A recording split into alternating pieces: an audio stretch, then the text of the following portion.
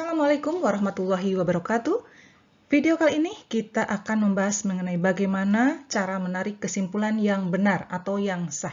Jadi, menarik kesimpulan itu tidak boleh sembarangan. Penarikan kesimpulan itu didapat dari beberapa pernyataan atau premis-premis yang diketahui. Penarikan kesimpulan yang sah itu yang pertama, ada yang dinamakan modus ponen. Ya. Modus ponen itu contohnya seperti ini. Diketahui premis yang pertama atau pernyataan yang pertama. Jika P, maka Q. Nah, penulisannya seperti ini, dibacanya jika P, maka Q. Kemudian ada lagi premis yang kedua. Diketahui bahwa P. Jadi membacanya seperti itu. Jika P, maka Q. Kemudian diketahui ternyata P. Maka kesimpulannya adalah Q. Nah, ini penarikan kesimpulan yang benar. Jika premisnya seperti ini. Jika P maka Q, kemudian diketahui P. Maka kesimpulannya adalah Q. Kemudian ada lagi penarikan kesimpulan yang kedua, di mana premis yang pertamanya sama. Jika P maka Q, kemudian diketahui bahwa negasi Q. Negasi Q itu artinya bukan Q atau tidak Q. Itu arti dari tanda ini artinya negasi atau ingkaran. Ingkaran dari pernyataan Q. Gitu ya. Maka kesimpulannya berarti bukan P atau tidak P. Ya. Kita ulang. Ada premis atau pernyataan jika P maka Q. Kemudian diketahui bahwa tidak Q atau bukan Q. Maka kesimpulannya adalah bukan P. Nah, ini penarikan kesimpulan yang sah yang kedua. Ya. Kemudian ada lagi penarikan kesimpulan yang sering kita temukan dalam soal-soal di tes CPNS atau P3K. Ya. Ini contohnya adalah silogisme. Premis yang pertama itu adalah jika P maka Q. Kemudian premis yang kedua, jika Q maka R, maka kesimpulannya adalah jika P maka R. Nah itu. Jika P maka Q, kemudian Q juga jika Q maka R. Maka langsung saja jika P maka R. Itu kesimpulan yang sahnya. Atau boleh cara cepatnya seperti ini ya. Q-nya kan ada yang sama, kita coret. Berarti langsung saja jika P maka R. Gitu. Supaya lebih paham, kita bahas nomor 1. Jika Roy lulus sidang skripsi, maka bulan depan Roy akan diwisuda. Jika maka. Ya. Ini pernyataan P, ini pernyataan Q. Ya. Jadi ini adalah premis yang pertama. Kemudian ternyata Roy lulus sidang skripsi. Ini adalah sama dengan pernyataan P. Ini premis yang kedua. Premis pertama, premis kedua. Jika P maka Q, tulis seperti ini. Kemudian ternyata P, tulis P, kesimpulannya apa? Ingat, ini adalah modus ponen. Ya, jadi kesimpulannya adalah Q. Q apa pernyataannya? Bulan depan Roy akan diwisuda. Silahkan pilih di sini yang sama. Yang satu pengertiannya sama, ya. Pengertiannya sama dengan bulan depan Roy akan diwisuda. Ternyata di sini opsi B, ya. Bulan depan Roy akan diwisuda. Persis, ini adalah pernyataan Q. Berarti jawabannya adalah B. Kita lanjutkan ke nomor 2. Jika guru tidak ikut pelatihan, maka tidak akan naik pangkat. Ternyata guru tidak ikut pelatihan. Ini adalah pernyataan P, ini adalah Q. Berarti ini adalah premis yang pertama. Jika P, maka Q. Kemudian ini adalah guru tidak ikut pelatihan. Ini adalah P, ya. Berarti kesimpulannya apa? Jika P maka Q, kemudian diketahui P. Ini sama dengan soal nomor 1, yaitu masih modus ponen. Jawabannya atau kesimpulannya adalah Q. Cari di sini yang merupakan pernyataan Q. Tidak akan naik pangkat. Berarti di sini kita pilih di antara opsi A sampai E adalah opsi B. Guru tidak akan atau tidak naik pangkat. Ya. Jadi ini jawabannya. Sama dengan pernyataan Q. Ini pernyataan Q. Nomor A salah, karena guru harus ikut pelatihan. Nomor C, guru naik pangkat, salah. Guru diminta ikut pelatihan juga salah. Guru tidak naik pangkat sambil mengikuti pelatihan, ini juga salah. Jadi jangan sampai mengada-ngada, karena diminta sekarang penarikan kesimpulannya adalah pernyataan Ki. Kita cari saja yang sama dengan ini, pernyataan Ki, yaitu jawaban nomor B. Nomor 3, jika penghuni tidak membayar sewa rumah, maka harus pindah rumah.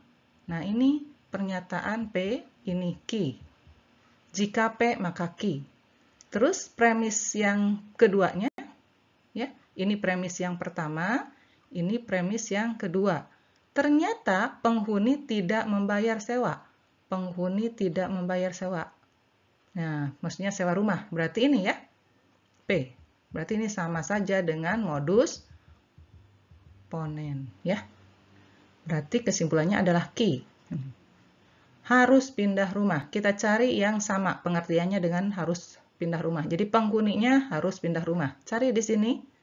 Penghuni harus pindah rumah. Yang pengertiannya sama. Di sini penghuni tidak membayar sewa, ini salah ya. Penghuni membayar sewa rumah juga salah. Penghuni itu tidak pindah rumah, salah. Karena harus pindah rumah, ya. Ini. Kemudian penghuni pindah rumah, nah ini. D.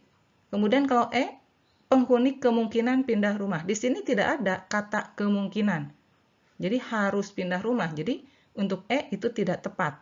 Karena harus. Kalau harus berarti intinya di sini penghuni pindah rumah. Berarti jawabannya D. Ya. D itu adalah penghuni pindah rumah. Jadi jangan sampai memilih opsi E. Karena ini kemungkinan.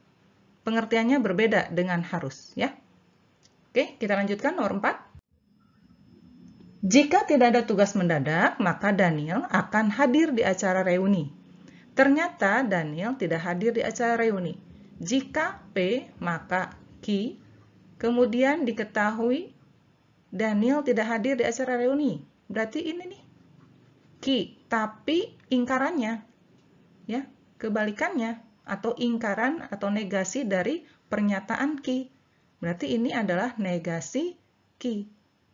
Ya, Daniel tidak hadir di acara reuni. Sedangkan Daniel di sini Ki-nya itu akan hadir di acara reuni. Berarti ini kebalikannya, gunakan negasi atau ingkaran. Ingkarnya ya. Berarti di sini jika P maka Ki, kemudian diketahui negasi Ki. Berarti kesimpulannya adalah negasi P menggunakan penarikan kesimpulan modus tollens. Nah, sekarang kita cari coba yang pernyataannya sama dengan negasi P. P itu adalah tidak ada tugas mendadak. Berarti ingkarannya kalau tidak ada berarti ada, ya. Kita cari yang pengertiannya sama dengan ada tugas mendadak. Jadi Daniel itu ada tugas mendadak. Pilih di sini. A, salah. Karena harus hadir, ini pernyataannya bukan pernyataan P, tapi Ki yang ini ya.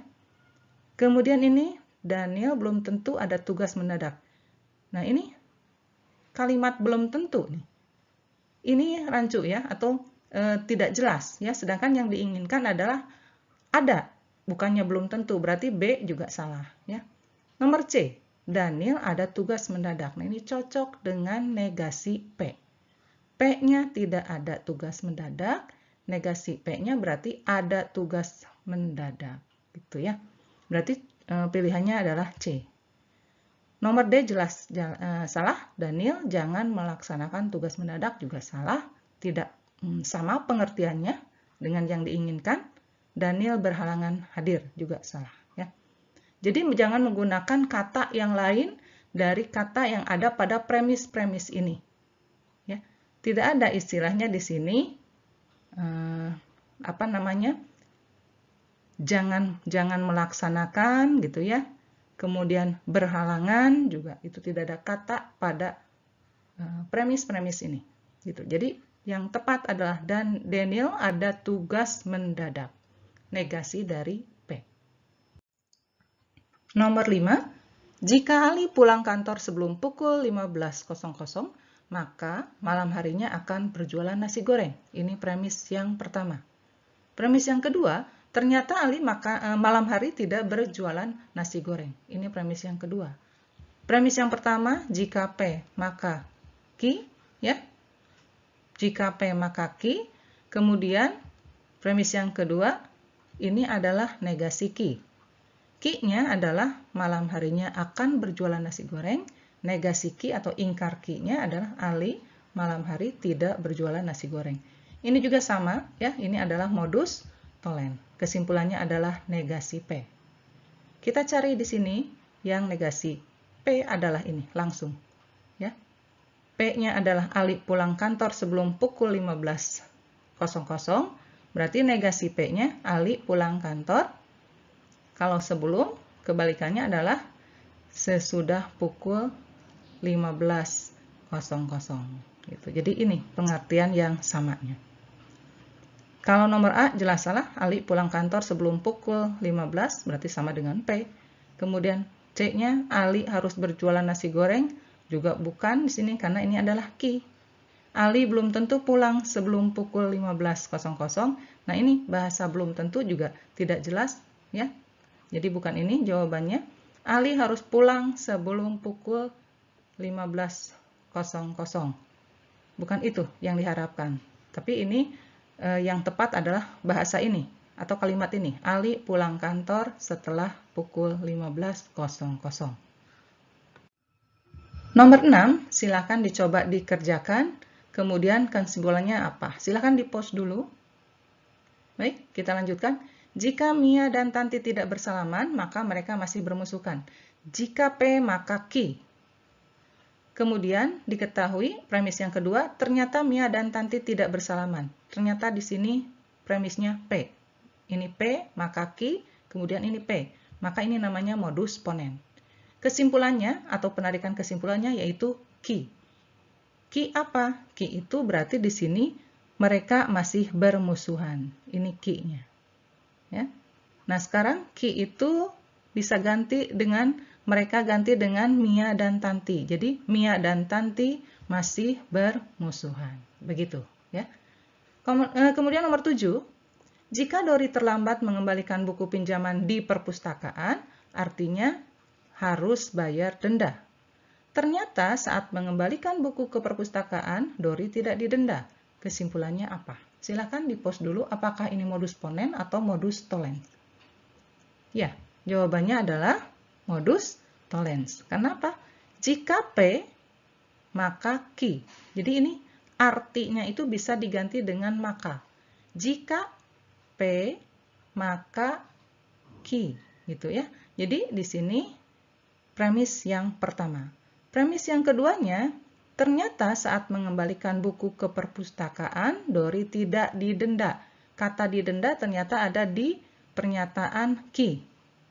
Q-nya itu harus bayar denda, sedangkan di sini tidak didenda. Berarti ingkaran dari sini. Berarti premis yang kedua ini adalah sama dengan negasi Q. Jika P maka Q, kemudian diketahui negasi Q. Itu adalah modus tollens. Kesimpulannya apa? Kesimpulannya adalah negasi P. Ya. Negasi P apa? Dori, kita lihat di sini, P-nya Dori terlambat mengembalikan buku pinjaman di perpustakaan. Berarti negasinya tidak terlambat, ya. Jadi Dori tidak terlambat mengembalikan buku ke perpustakaan. Selanjutnya nomor 2. Jika Rina menjadi panitia acara wisuda, maka harus berpakaian seragam panitia. Jika P, maka Q, gitu ya. Kemudian diketahui premis yang kedua. Pada acara wisuda, ternyata Rina tidak berpakaian seragam panitia. Silakan di-pause dulu. Ini modus ponens atau modus tollens? Ya, jawabannya adalah modus tollens. Jika P, maka Q. Kemudian diketahui di sini adalah negasi Q.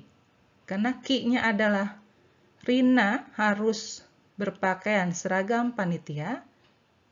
Di sini ternyata Rina tidak berpakaian seragam panitia. Berarti negasinya atau ingkarannya dari Q. Modus tollens, ya. Jika P, maka Q ternyata negasi Q. maka jawabannya atau kesimpulannya adalah negasi P. Negasi dari Rina menjadi panitia acara wisuda adalah Rina tidak menjadi panitia acara wisuda, atau ya ini, Rina tidak menjadi panitia acara wisuda. Nah ini, contoh soal-soal dari modus ponens dan modus tollens. Kita lanjutkan sekarang dengan penarikan kesimpulan silogisme. Penarikan kesimpulan silogisme tadi sudah dibahas.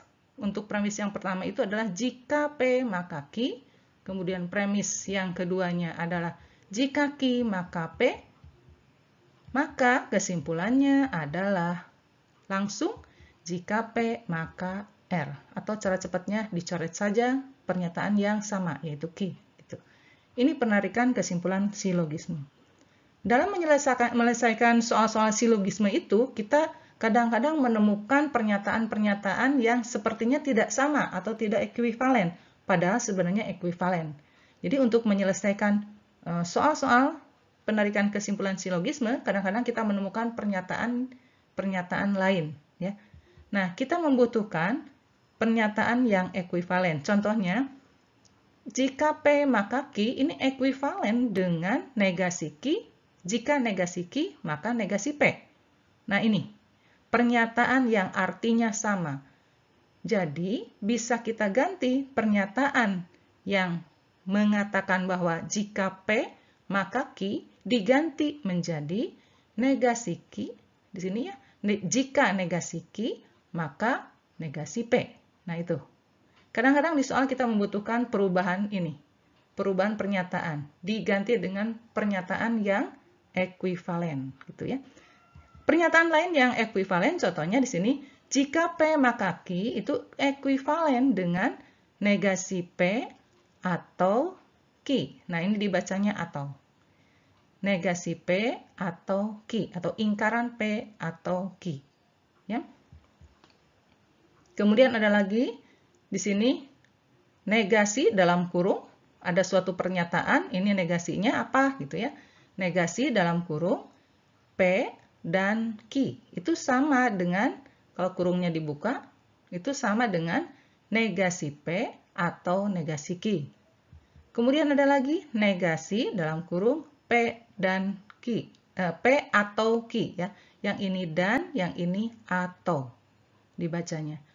Negasi dalam kurung P atau Q itu sama saja dengan negasi P dan negasi Q. Itu. Nah ini, tanda ini artinya negasi ya, atau ingkaran. Yang bisa dibaca bukan atau tidak. Kemudian ini dibaca dan, yang ini dibaca atau. Nah ini ya, tanda-tanda atau notasi seperti ini. Nah ini kadang dibutuhkan dalam penyelesaian soal-soal penarikan kesimpulan silogisme.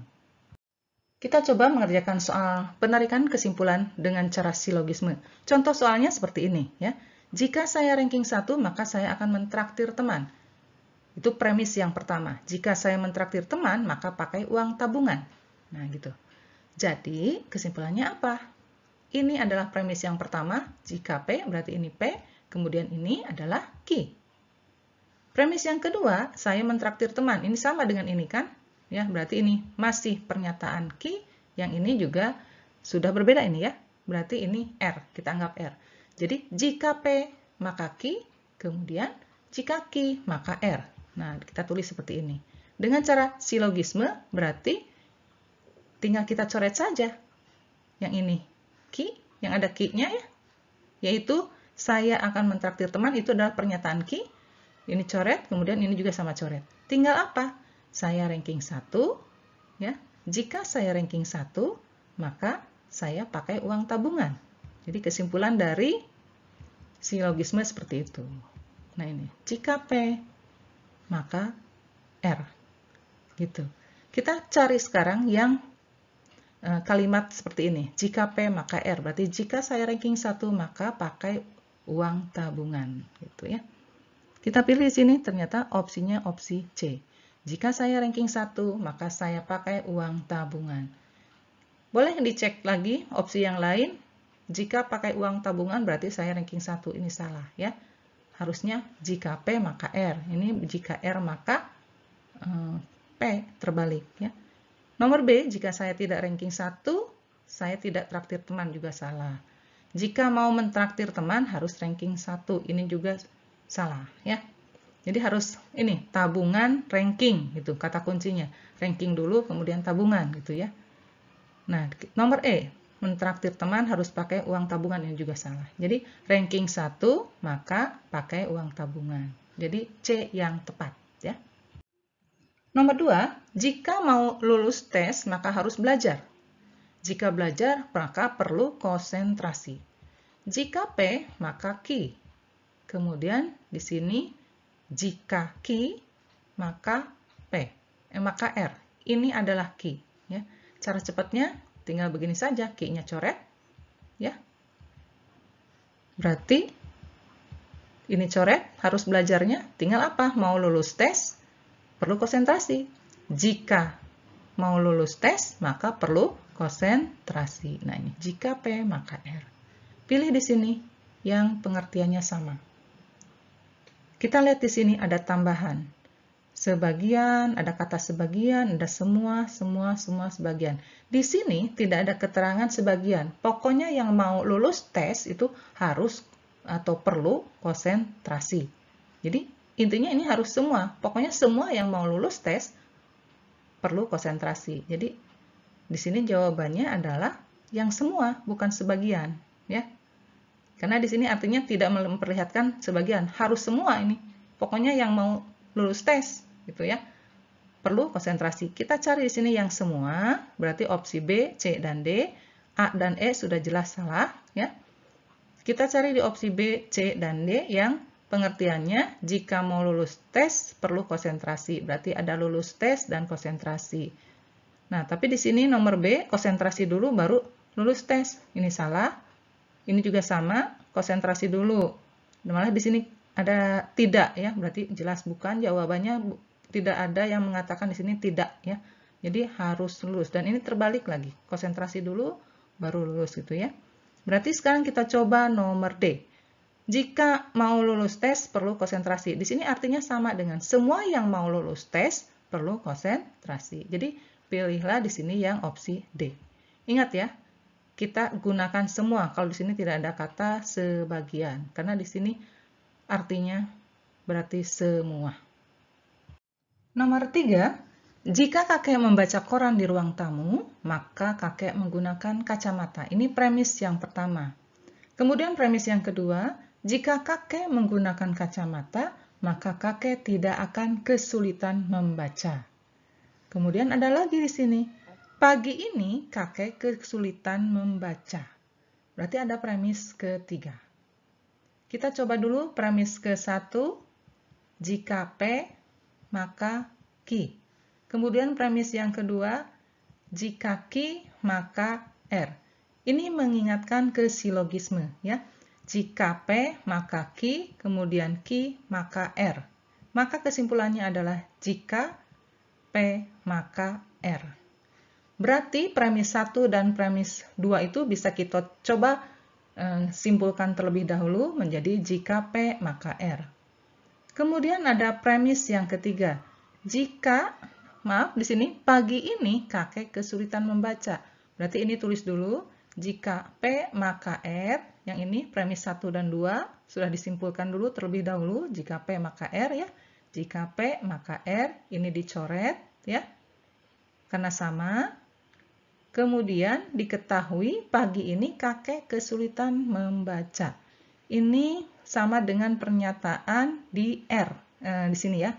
Kakek tidak akan kesulitan membaca. Itu adalah pernyataan R. Berarti pagi ini kakek kesulitan membaca adalah ingkaran dari sini.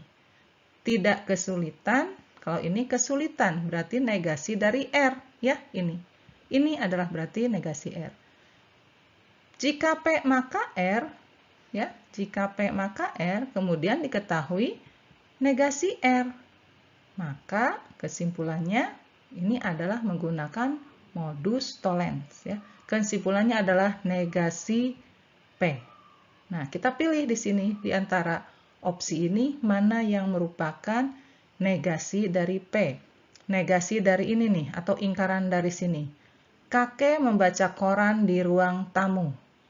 Berarti negasinya berarti kakek tidak membaca koran di ruang tamu. Kita pilih di sini. Adakah yang pengertiannya sama dengan itu, ya? Dengan kakek tidak membaca koran di ruang tamu. Nah, kita lihat di sini. Nomor A, kakek membaca koran di ruang tamu, jelas salah karena tidak membaca. B, pagi ini kakek membaca koran, masih salah karena masih membaca, ya. C, kakek tidak membaca koran pagi ini di ruang tamu. Nah, ini yang benar.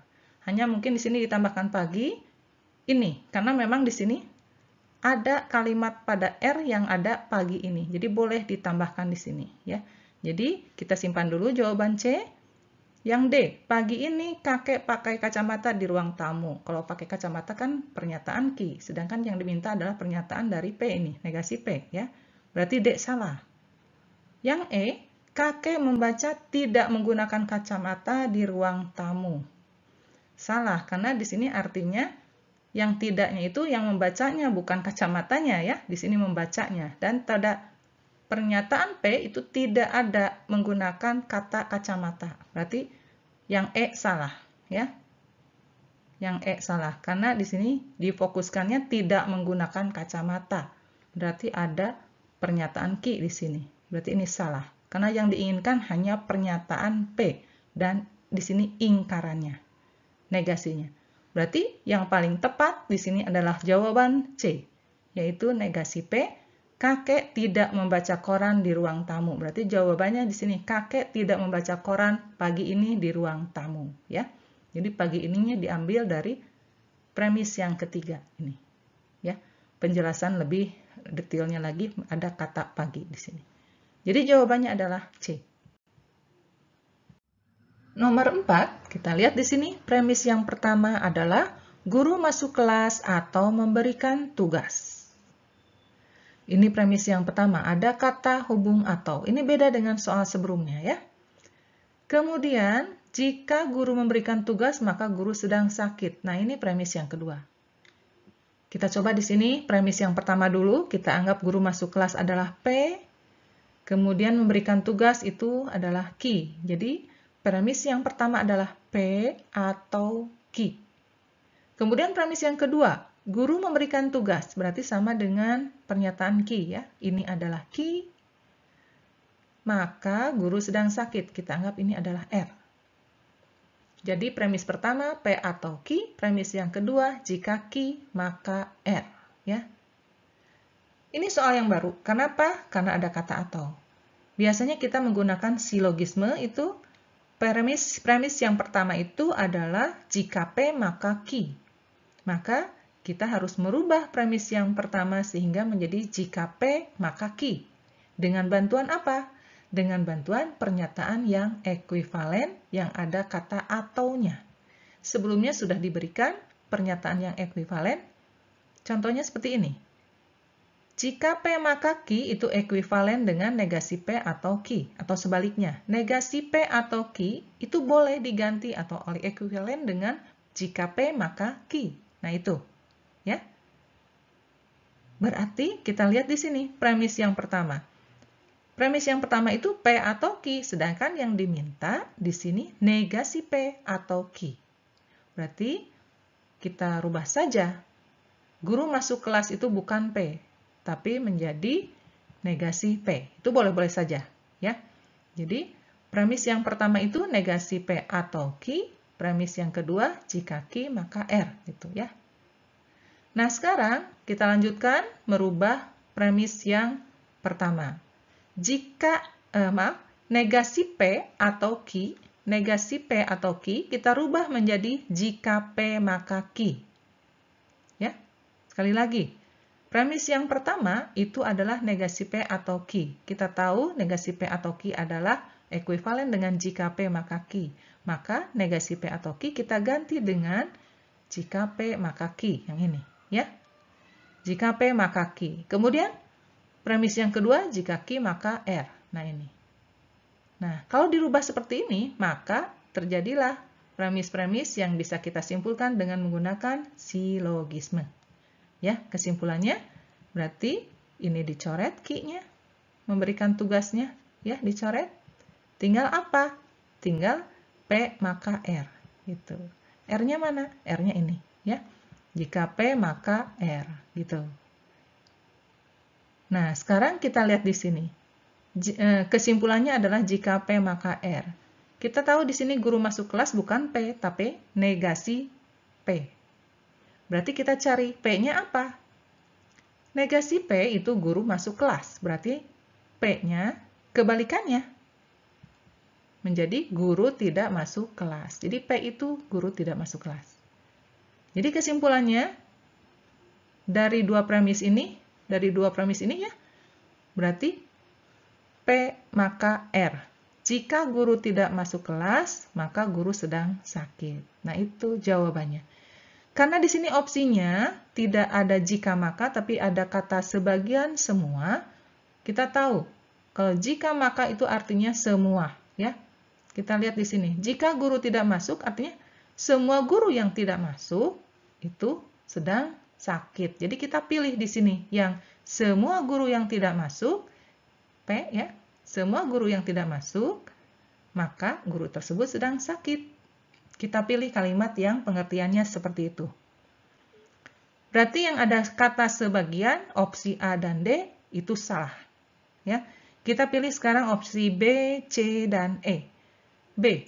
Semua guru yang sakit tentu masuk kelas. Ini kebalik. Harusnya P dulu, atau guru tidak masuk kelas dulu. Nomor C juga sama. Semua guru yang sedang sakit, itu salah, harusnya P dulu ya, terbalik. Ini R kan ya, yang ini. Kita coba yang E. Semua guru yang tidak masuk kelas sedang sakit. Nah, ini yang cocok. Semua guru yang tidak masuk kelas, makanya di sini gurunya sedang sakit. Nah, ini nomor E jawabannya. Demikian soal-soal mengenai cara penarikan kesimpulan yang sah menggunakan modus ponen, modus tollens, dan silogisme.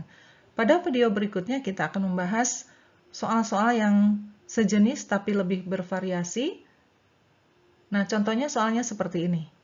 Silakan simak di video berikutnya. Wassalamualaikum warahmatullahi wabarakatuh.